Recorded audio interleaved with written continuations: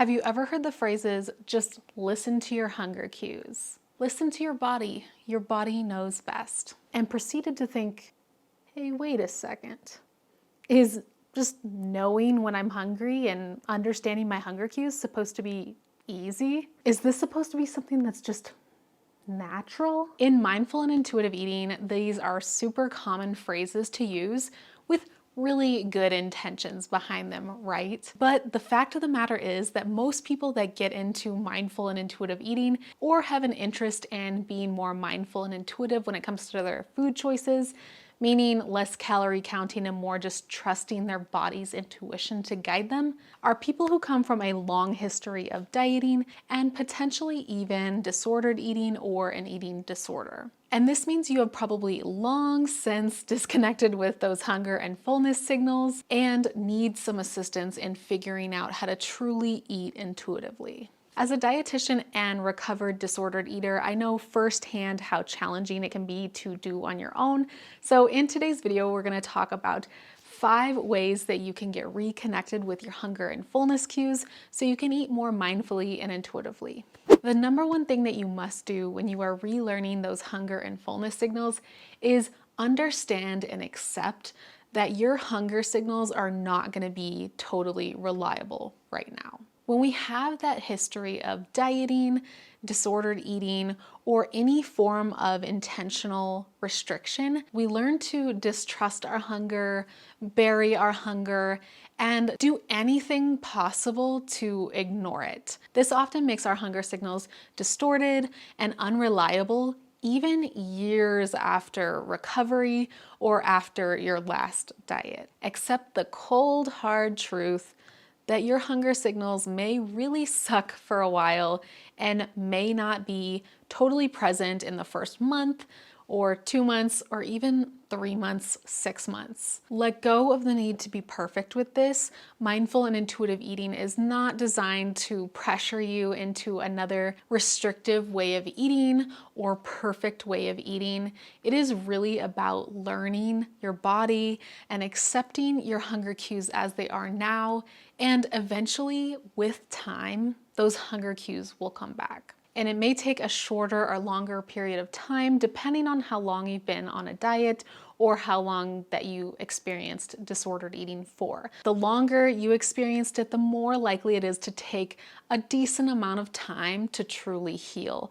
I know for my body, it took a couple years to really feel metabolically normal and like my hunger signals were actually trustworthy. In the meantime, having more energy-dense foods like making your own homemade energy bites, maybe even a protein bar or protein shake, a smoothie, nut butters, seeds, avocados, having those energy-dense foods are going to help you meet your calorie needs without feeling overly stuffed. And the other side benefit to most of the things mentioned is that they are higher in dietary fats or healthy fats, meaning they're going to be really helpful for healthy hormones and healthy metabolism, which all play a role in regulating hunger cues. My second tip to rebuilding your hunger and fullness signals is to use a Hunger-Fullness Scale. So again, if you are familiar with mindful and intuitive eating, you might have seen or at least heard of this before, but essentially there are different renditions of a hunger and fullness scale, usually on a scale of 1 to 10 or 1 to 5, measuring how hungry you are versus how full you are. The most standard scale that I've seen is with a 1 being ravenous and crazy hungry that you could literally eat a cardboard box, and 10 being so full that you feel nauseous and you can barely move. And what I would encourage you to do is to regularly start checking in with your hunger signals and your fullness signals throughout the day. Typically, this means checking in about every 2 to 3 hours to rate on a scale of 1 to 10 how hungry you are. And as a general rule of thumb, you want to aim for anywhere between 4 and 7 on that hunger and fullness scale. So again, you're not overly filling yourself to the point of feeling absolutely stuffed and uncomfortable. And you're also not waiting until you're a 2 or a 1 to allow yourself to have food. That is a very common mistake that I see, especially in my PCOS clients that may have those challenges with blood sugar, is that they want to lose weight, so they're waiting until the last moment to eat food because they want to have fewer calories. But what this actually does is it kind of sets you up for going long periods of time without any food or energy at all.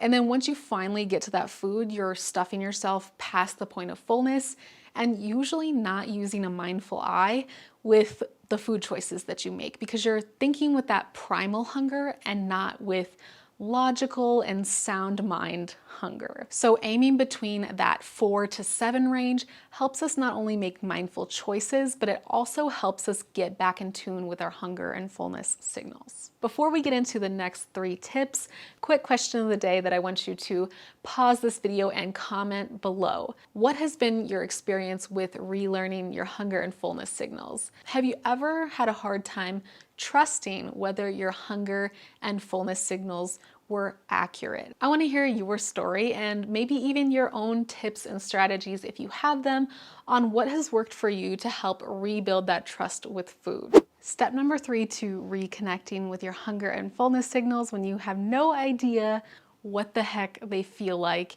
is practicing mindful eating. Now, I have tons of videos on the channel about mindful eating.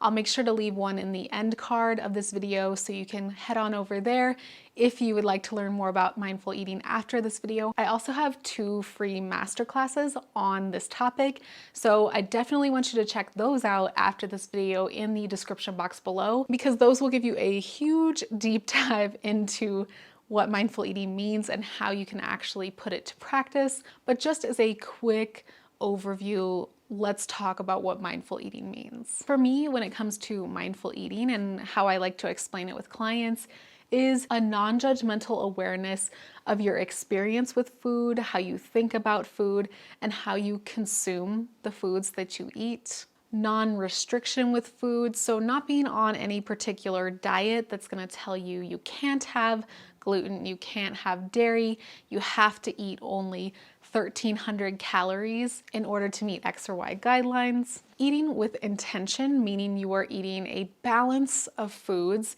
and not just binge eating one particular food or throwing nutrition out the window. And then finally, the 4th step, which I feel like is the step that most people think about when they think of mindful eating, is distraction-free eating.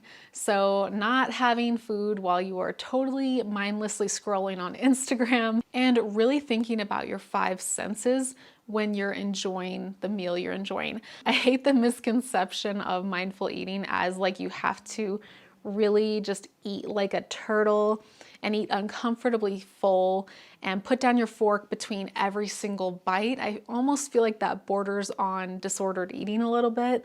No, it definitely can, depending on how you interact with some of those behaviors.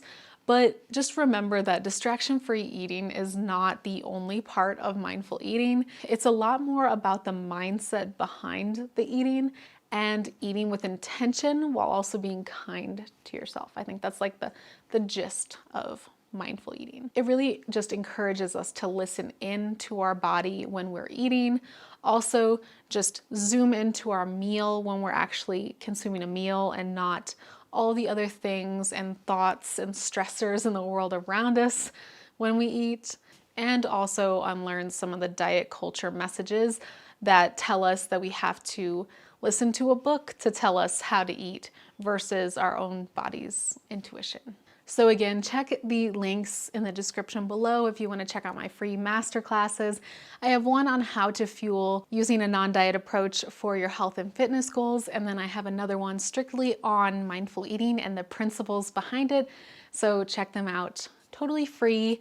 You'll just be added to my email list and we can connect even more there as well. So check those out in the description below if you haven't already, and let me know in the comments below what other topics you'd like me to cover in a future video. Step number 4 to relearning your hunger and fullness signals is to pay attention to other physical sensations that may indicate hunger beyond just your stomach growling. I know when we think of hunger, the most common thing is to think straight to that like physical sense of hunger straight from your stomach, because our stomach is of course connected with our digestion and how we process food. So it totally makes sense to have that thought in your head of like, this is what hunger is. But here's the thing. Our body is always giving us signals, whether we notice them or not, of what it needs from us. So especially at first, when you are relearning those cues, you may not experience a whole lot of stomach growling to indicate that you need food.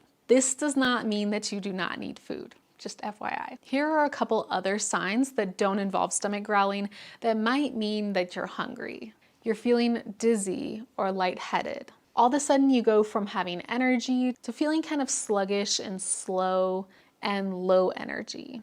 You start to feel really irritable, cranky, and maybe like you're gonna bite your significant other's head off. I know that may or may not happen to me. Maybe you're heading into your workouts and you really don't feel any sense of hunger, but then when you finally start to work out, you notice that you just aren't lifting as much. You're not feeling like you're maximizing your time at the gym. You're just kind of going through the motions. These are just a few signs that you may be in need of some food at the moment. This is definitely not by any means an exhaustive list, so let me know which ones I missed in the comment section below. One more thing to consider with physical sensations, and this also kind of goes with the mindful eating tip previously, is to practice other forms of mindfulness within your day. So mindful eating is wonderful, but if we're not having like a solid mindfulness practice throughout the day, it's going to be really challenging to practice mindful eating, because of course the foundation of mindful eating is mindfulness in general. One of my favorite types of meditations is the body scan, where you're going from the crown of your head down to the tips of your toes and really feeling the sensations in your body. I don't know how many times I go through these mindfulness scans and realize that my neck is like extremely stiff, or that my shoulders are protruding forward because I've been at my desk all day. But the same goes for learning how to interpret hunger, right? So when you're going through this body scan, kind of paying attention to, how does my head feel? Do I feel that lightheadedness? How does my chest feel? Do I feel a little almost like empty because I haven't eaten in 4 to 5 hours? How does my stomach feel? Does it feel empty? When was the last time I ate? These are all really great things to think about when you're going through the body scan. And actually, I'm about to make that way easier for you, because in my membership, which I'm currently offering at a really, really discounted price, because I'm honestly currently building up my yoga flows, my workouts, and also my mindful meditations, I am actually recording this week a mindful meditation body scan where we go through all the different parts of the body, including scanning for hunger. So if you're interested in that, I will also leave that in the description below for you to check out if that sounds like a cool thing to you. Now, the fifth and final step to relearning your hunger cues is working with a registered dietitian. Like me. In particular, one who either has experience with disordered eating, mindful eating, intuitive eating, just kind of like look for those types of specialty areas or certifications or anything like that, because those are going to be the dietitians who are going to help you with this type of experience in particular. And you may be thinking, Katie, is it really worth it to pay someone a couple $100s a month to assist me and guide me in this process? And in this particular instance, I do think that a dietitian would be helpful for most people who have either recovered from an eating disorder, have been in recovery, or have gone through the ringer with diets and just want to have a clear path to healthy eating without restriction. I do think that there is huge value in that, even if you work with a dietitian for 2 to 3 months minimum.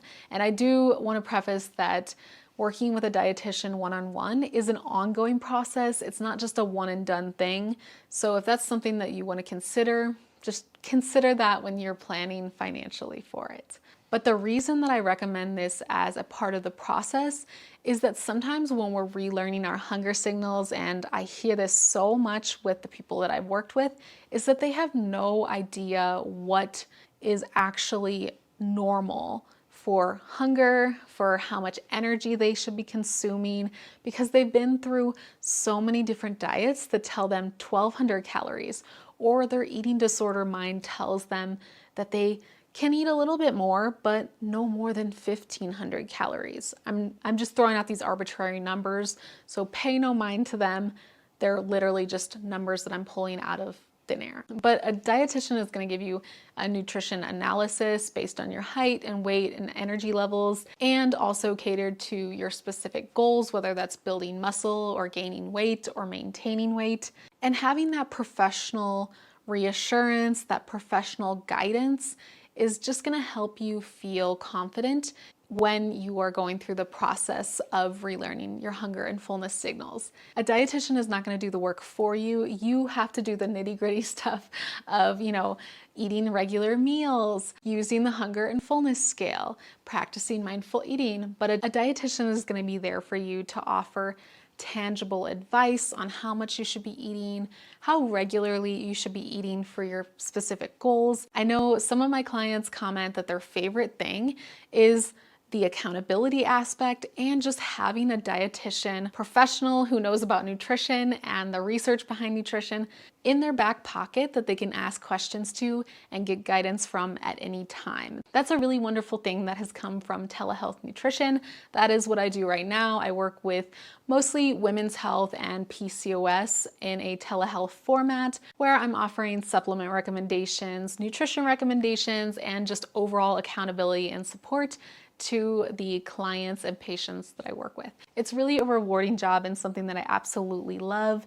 And so right now with my current situation, I am limited on the one-on-one clients that I take. But if you're interested in working with me, then check out the description below, because I do have a lot of different offerings right now of different ways that you can work with me at different price points. So definitely check them out. Thanks so much for watching today's video. And if you want to keep hanging out with me here on YouTube, then click or tap the screen to head on over to the next video.